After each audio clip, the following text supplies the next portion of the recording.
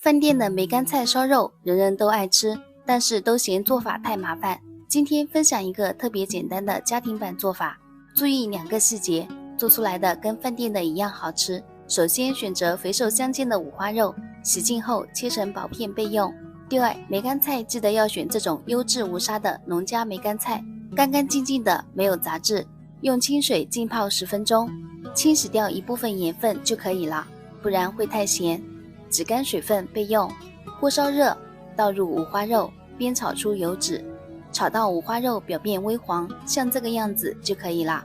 然后加入梅干菜，翻炒均匀，炒干梅干菜里的水汽，再来调味，加1勺生抽，1勺老抽，上色会更好看，1勺米酒，解腻增香。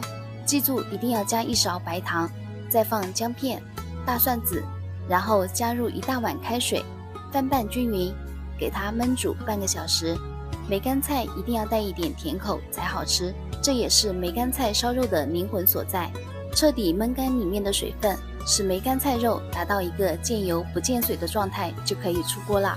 这样做的梅干菜烧肉咸香美味，梅干菜吸收了满满的肉汁，香味被充分的激发出来，真的特别好吃，越吃越香，超级下饭。如果你吃饭没胃口，一定要试试这个菜，学会了就赶紧给家人做起来吧。